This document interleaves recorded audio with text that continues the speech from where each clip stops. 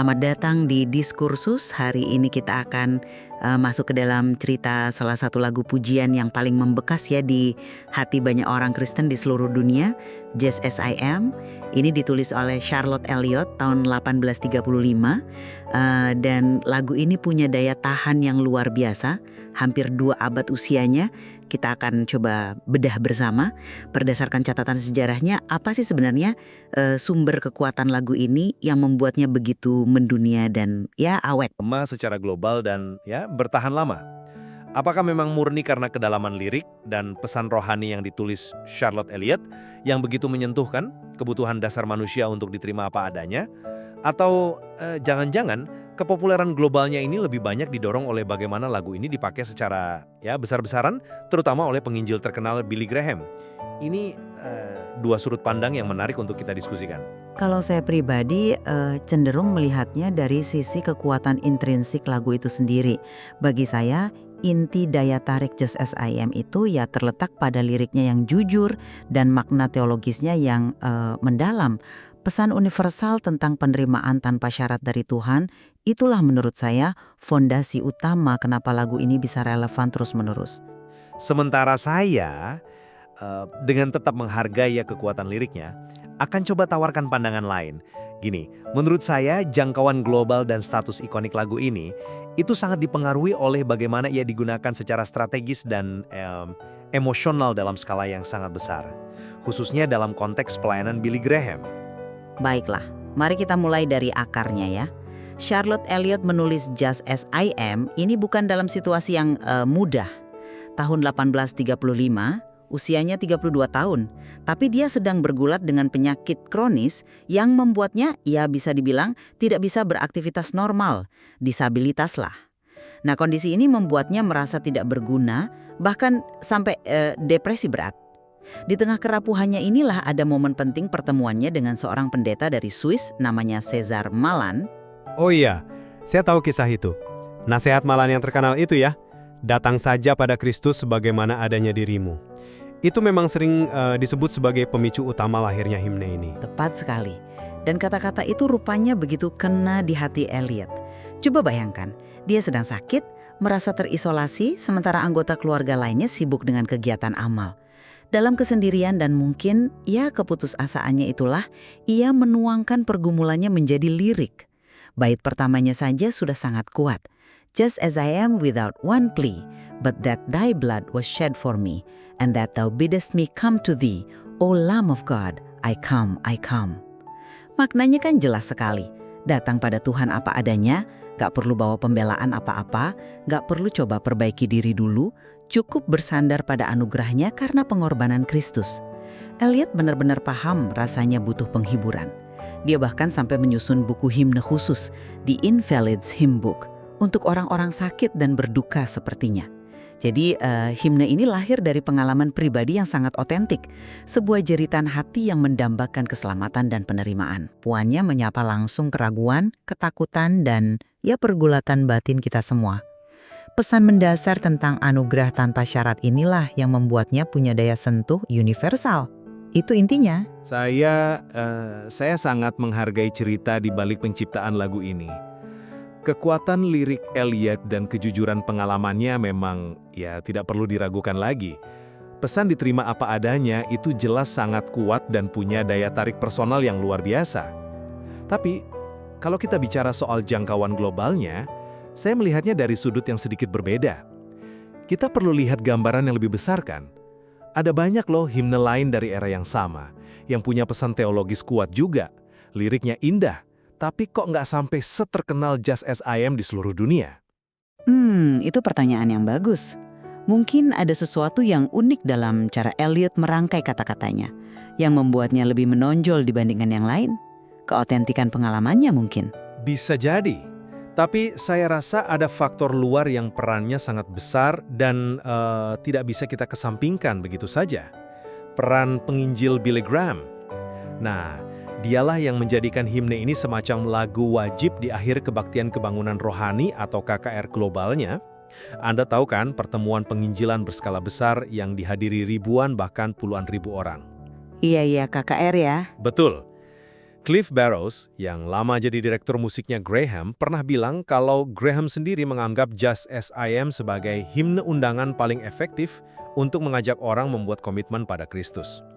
Nah, KKR Graham ini menjangkau jutaan orang, mungkin ratusan juta ya, di seluruh penjuru dunia, baik langsung maupun lewat siaran. Jadi himne ini seperti menjadi soundtrack momen pertobatan massal. Secara emosional, lagu ini jadi terikat erat dengan pengalaman iman yang sangat personal dan mendalam bagi begitu banyak orang. Oke, saya tidak membantah kalau Graham ikut mempopulerkannya. Tentu saja pengaruhnya besar. Tapi apakah itu faktor penentu utamanya? Apa itu yang jadi kunci kenapa lagu ini bisa mendunia sebegitunya? Saya cenderung berpendapat begitu. Skala dampaknya itu jadi bukti. Ada cerita menarik dari London tahun 1966. Waktu itu Graham coba ganti Just As I Am di akhir KKR dengan momen hening, mungkin untuk refleksi atau apa. Ternyata, reaksi pers di sana keras sekali. Kabarnya, wartawan sampai teriak, "Kembalikan Just As I Am, keheningan ini membunuh kami." Ini kan menunjukkan betapa di paruh kedua abad ke-20, lagu ini sudah begitu identik dengan pelayanan Graham di mata publik. Jadi argumen utama saya begini, liriknya memang penting, memang sih. Tapi penggunaan yang strategis, berulang-ulang dalam skala raksasa oleh tokoh sebesar Graham, itulah yang secara krusial mengangkat lagu ini dari sekedar himne yang, ya, bagus, menjadi fenomena global yang kita kenal sampai sekarang. Tanpa panggung sebesar itu, ceritanya mungkin akan berbeda menurut saya. Saya paham alur berpikir Anda, tapi coba kita lihat dari sisi lain. Anda menekankan peran Graham sebagai penguat atau amplifier, tapi bukankah Graham memilih lagu ini karena memang pesannya begitu kuat dan kena? Kalau lirik Elliot itu katakanlah dangkal atau kurang menyentuh, apakah Graham akan memilihnya? Atau kalaupun dipilih, apakah akan bergema sedemikian dalam di hati jutaan orang selama puluhan tahun? Pesan datang apa adanya, itu kan inti daya tariknya. Dan itu sudah ada sebelum digunakan secara massal oleh Graham. Kita lihat saja upayanya menyusun The Invalids Hymn Book. Fokus Elliot jelas pada penghiburan pribadi lewat lirik yang dalam. Menurut saya, tanpa fondasi pesan yang kokoh ini, amplifikasi sebesar apapun tidak akan membuat lagu ini bertahan hampir 200 tahun. Saya setuju. Pesan itu penting sebagai syarat awal. Tentu Graham gak akan pilih lagu sembarangan. Tapi saya tetap bertanya-tanya, apa pesan kuat saja cukup untuk menjelaskan jangkauan global yang sedemikian masif? Seperti saya bilang tadi, banyak himne lain bicara soal anugerah, pengampunan, datang pada Kristus. Kenapa harus Just As I Am yang jadi ikon mendunia? Disinilah saya melihat platform raksasa Graham, ditambah asosiasi emosional yang kuat dengan momen pertobatan massal itu, menjadi faktor pembeda yang sangat signifikan. Coba kita berandai-andai sedikit. Gimana kalau Graham, dengan pengaruhnya yang sama besar, memilih himne lain sebagai lagu andalannya? Bukankah ada kemungkinan besar justru himne itu yang sekarang jadi ikon global? Terlepas dari apakah liriknya secara objektif sedikit lebih kuat atau tidak dari Just As I Am, platform dan pengulangan dalam konteks emosi yang kuat itu punya daya bentuk yang luar biasa terhadap, memori kolektif kita. Itu skenario bagaimana jika yang menarik untuk dipikirkan. Tapi kan kita membahas apa yang terjadi. Dan faktanya, Just As I Am yang dipilih, dan lagu inilah yang terbukti bergema begitu luas. Benar. Dan selain lirik Elliot dan platform Graham, ada satu lagi elemen penting yang belum banyak kita singgung, musiknya. Melodi yang paling kita kenal untuk Just As I Am, yang punya kode nama Woodworth itu, diciptakan oleh William Batchelder Bradbury tahun 1849. Uniknya, melodi ini awalnya bukan untuk lirik Elliot, tapi untuk himne lain, The God of Love Will Soon Indulge. Baru kemudian seorang bernama Thomas Hastings yang menjodohkan melodi Bradbury ini dengan lirik Elliot. Seringkali, keberhasilan sebuah himne itu kan terletak pada perkawinan yang pas antara lirik dan musik. Melodi Woodworth ini relatif mudah diingat, nadanya syahdu, menggugah, dan terasa pas sekali dengan nuansa lirik Elliot yang penuh perenungan itu. Kita juga jangan lupa, Bradbury ini bukan komposer sembarangan. Dia sangat sukses di zamannya, menerbitkan puluhan buku musik gereja yang terjual jutaan kopi. Ini menunjukkan betapa pentingnya kualitas musik dalam popularitas sebuah lagu. Melodi yang tepat, yang nempel di telinga dan menyentuh hati, itu vital sekali. Saya setuju sekali. Melodi ciptaan Bradbury itu memang indah dan kontribusinya besar. Perpaduan lirik dan musiknya terasa sangat harmonis ya, seperti sudah ditakdirkan bersama. Tapi saya tetap berpendapat melodi seindah apapun rasanya tidak akan sanggup membawa lirik yang katakanlah dangkal atau tidak relevan untuk bertahan sekian lama, hampir 2 abad ini. Perkawinan ini berhasil justru karena lirik Elliott menyediakan fondasi yang begitu kokoh dan bermakna. Lirik itu lahir dari pergulatan nyata, otentik. Keberhasilan Bradbury secara umum memang menunjukkan kehebatannya menciptakan melodi yang disukai banyak orang. Tapi relevansi abadi dan dampak spiritual Just As I Am menurut saya tetap berakar pada kekuatan kata-kata Elliott yang menyuarakan kerinduan jiwa manusia yang universal. Musiknya melengkapi dan memperkuat pesan itu, tapi intinya tetap di pesan liriknya. Musik tanpa pesan yang kuat mungkin hanya akan jadi lagu yang enak didengar, tapi ya mudah dilupakan. Saya tidak yakin musik hanya pelengkap. Seringkali melodi justru yang pertama menarik orang dan membuatnya ingin menyanyikan lagi dan lagi. Tapi oke, mari kita geser sedikit ke bukti sejarah. Bagaimana dengan popularitas lagu ini sebelum era Billy Graham? Apakah memang sudah signifikan? Itu sudah terkenal bahkan sebelum masuk abad ke-20. Lagu ini sudah banyak dimuat dalam buku-buku himne berbagai aliran gereja. Fungsinya sebagai lagu panggilan altar, lagu yang dinyanyikan saat orang diundang maju ke depan untuk menyatakan imannya, itu juga sudah ada di banyak gereja. Carl Dow Jr. yang pernah memimpin Hymn Society di Amerika dan Kanada mencatat hal ini. Ini menunjukkan bahwa lagu ini sudah diterima secara luas dan punya dampak nyata berdasarkan kekuatannya sendiri jauh sebelum KKR Global Graham dimulai. Penggunaan oleh Graham dalam pandangan saya adalah kelanjutan dan perluasan yang luar biasa dari dampak yang memang sudah ada. Ibarat api yang sudah menyala, Graham memberinya angin besar, tapi apinya sudah ada lebih dulu karena kualitas kayu bakarnya yaitu lirik Elliott.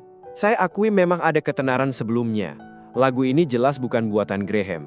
Tapi saya harus tekankan lagi, skala dampak dan bagaimana publik mengasosiasikannya itu berubah secara fundamental di era Graham. Sumber yang sama yang Anda kutip itu juga bilang kalau Graham membawanya ke tingkat popularitas dan pengaruh yang baru. Ini bukan sekedar perluasan biasa, ini lompatan besar dalam hal jangkauan dan pengakuan global. Ingat lagi cerita di London 1966 tadi. Di paruh kedua abad ke-20 abad, bagi jutaan orang di seluruh dunia, Just As I Am itu ya lagunya Billy Graham saat panggilan altar. Pertanyaannya tetap menggantung, apakah lagu ini akan mencapai status ikon global seperti sekarang, dikenal luas bahkan oleh orang yang jarang ke gereja, tanpa paparan massal yang sistematis dan asosiasi emosional kuat yang dibangun oleh KKR Graham selama berpuluh-puluh tahun? Saya agak ragu. Popularitas sebelumnya mungkin lebih terbatas di kalangan jemaat gereja yang aktif. Sementara Graham membawanya ke panggung dunia, ke ruang tamu orang lewat televisi dan radio. Levelnya beda. Bukti pra-Graham itu ada, tapi apakah skalanya mendunia sebelum Graham? Saya rasa belum. Saya menangkap poin Anda soal skala dan perubahan level popularitas itu valid. Namun, saya tetap kembali pada keyakinan awal bahwa jangkar utama kekuatan abadi Just As I Am adalah kejujuran lirik Charlotte Elliott. Lirik itu lahir dari pergumulan yang nyata, otentik, dan ia menawarkan pesan teologis yang begitu mendasar dan universal tentang penerimaan Tuhan tanpa syarat. Inilah fondasi kokoh yang membuatnya tetap relevan melintasi zaman, budaya, bahkan krisis pribadi yang dialami pendengarnya dari generasi ke generasi. Melodi indah dari Bradbury dan penyebaran luar biasa lewat pelayanan Graham memang punya andil besar, saya akui itu sepenuhnya. Tapi inti daya tarik utamanya, alasan mengapa lagu ini terus berbicara secara personal ke hati banyak orang, menurut saya tetaplah pada pesan liriknya yang mendalam itu. Itu sumber mata airnya. Dan saya ingin menutup dengan menegaskan kembali pandangan saya. Meskipun lirik Elliott tak diragukan lagi kekuatannya, dan musik Bradbury begitu pas, status ikon global dan jangkauan luar biasa himne ini sulit dilepaskan dari ledakan popularitas yang difasilitasi oleh pelayanan Billy Graham. Penggunaan yang strategis, pengulangan di momen krusial pengambilan keputusan iman, dan asosiasi emosional kuat yang terbangun dalam skala global selama puluhan tahun, itulah faktor penentu yang mengangkatnya dari sekedar himne yang dihormati menjadi fenomena yang kita kenal sekarang. Lirik dan musiknya mungkin adalah bahan baku berkualitas tinggi, tapi bagaimana bahan baku itu diolah, dikemas dan didistribusikan dalam konteks sejarah, dalam hal ini lewat platform Graham, seringkali sangat menentukan bagaimana sebuah karya, termasuk karya rohani, diterima, diingat, dan diwariskan. konteks penggunaan dan platform itu krusial. Nampaknya kita berdua sepakat bahwa ada hubungan yang rumit ya antara kekuatan asli sebuah karya dengan faktor-faktor luar yang mempengaruhinya. Dalam kasus Just As I Am, kemungkinan besar kedua aspek ini, kedalaman pesan dan lirik Eliot, serta penyebarannya melalui melodi Bradbury dan penggunaan strategis oleh Graham sama-sama berperan penting, meskipun kita mungkin berbeda pendapat soal, mana yang bobotnya lebih besar. Ya, paling tidak diskusi kita ini menyoroti dinamika yang menarik. Bagaimana sebuah lagu rohani bisa punya pengaruh begitu luas dan bertahan begitu lama melintasi berbagai perubahan zaman. Banyak lapisannya ternyata, dan tentu saja masih banyak aspek lain dari sejarah himne ini. Konteks sosial budaya saat ia lahir dan berkembang, bagaimana ia diterjemahkan dan diinterpretasikan di berbagai belahan dunia, yang rasanya, menarik untuk digali lebih dalam lagi di lain waktu. Tepat sekali. Ya, semoga pembahasan kita hari ini bisa memberikan perspektif yang lebih kaya bagi para pendengar untuk merenungkan sendiri faktor-faktor mana yang paling berperan, berdasarkan argumen dan bukti yang sudah kita sampaikan. Tidak selalu ada jawaban hitam putih kan? Dan keindahan karya seperti ini seringkali justru terletak pada kemampuannya untuk terus relevan dan bermakna bagi kita dalam berbagai cara. Terima kasih sudah bergabung dalam diskursus kali ini.